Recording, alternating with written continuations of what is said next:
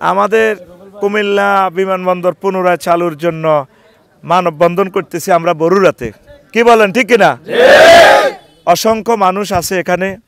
আমার সম্মানিত তত্ত্বাবধায়ক সরকার প্রধান ডক্টর ইউনূস, তিনি আমাদের সম্মানিত টিচার, তিনি বিশ্ববিদ্যালয়ের শিক্ষক ছিলেন, ঠিক কিনা?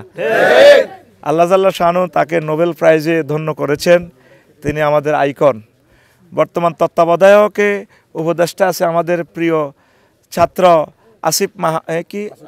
আসিফ মাহমুদ, তার নাহিদ ইসলাম, আমাদের এই কলিজার টুকরারা, আরও যারা উপদেষ্টা আছেন।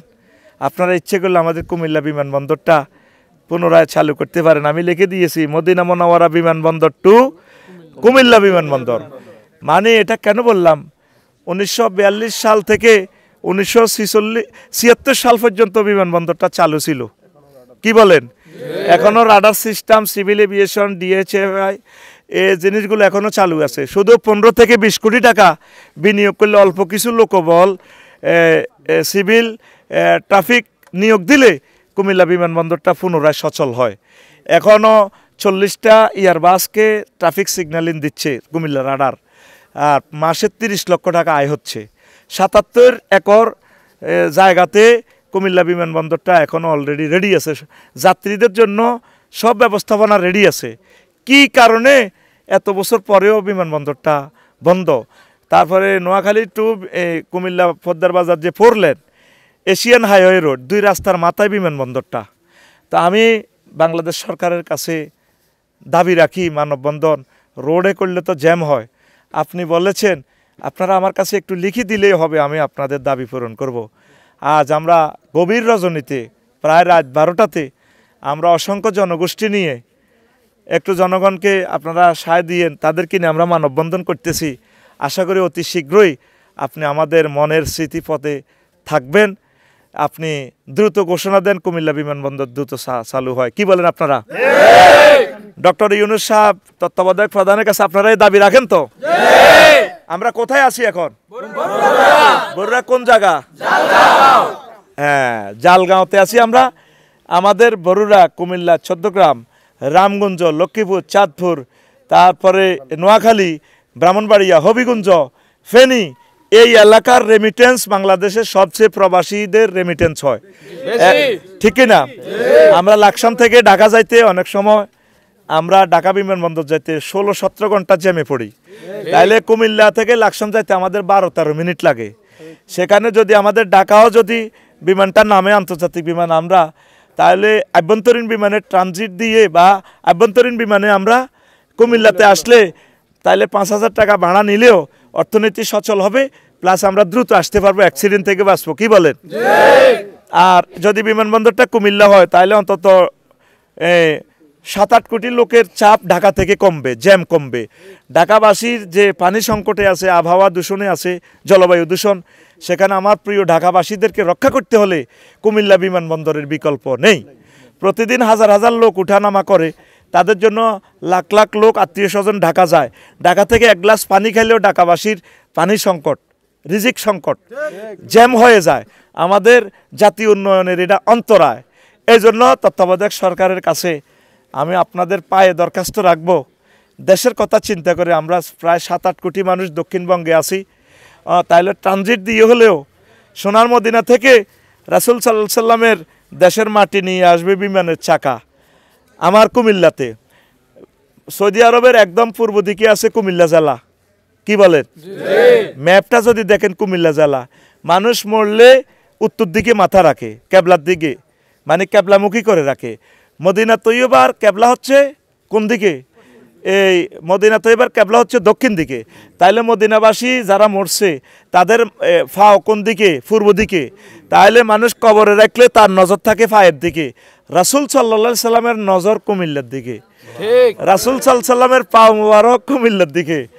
তাহলে আমি লিখে রাখছি মদিনা মুনাওয়ারা বিমানবন্দর টু কুমিল্লা বিমানবন্দর, যেখানে এটা প্রায় 40 থেকে ধরেন 70-30 বছর, 36 বছর পর্যন্ত বিমানবন্দরটা চালু ছিল।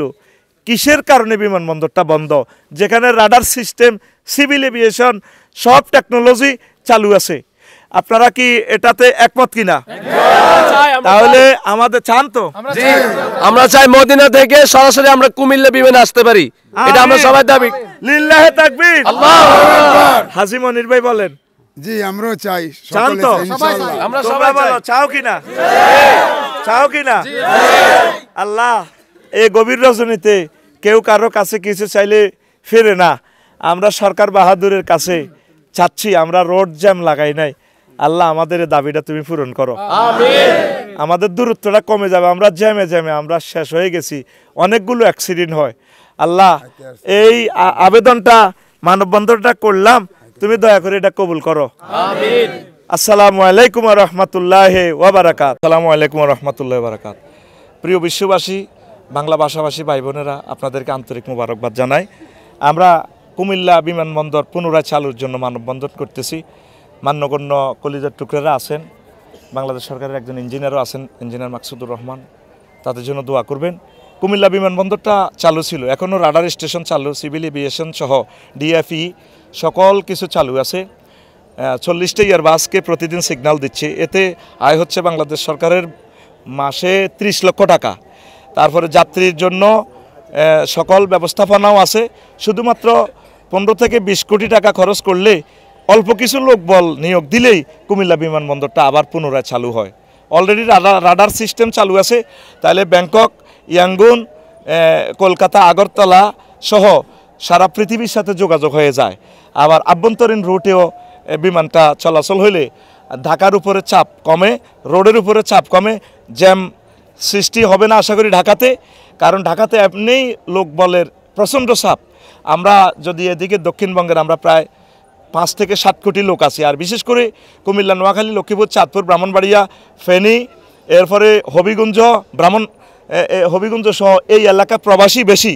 তো তাদের সুবিধার্থে অন্তত 15 দিনও যদি একটা ফ্লাইট শিডিউল চালু হয় সারা ওয়ার্ল্ডের সাথে আভ্যন্তরীণ সহ, বা যদি সারা ওয়ার্ল্ডের সাথে চালু না হয় আভ্যন্তরীণ রুটটাও চালু হয়, ট্রানজিট দিয়েও আমরা কুমিল্লা আসতে পারি, কি বলেন?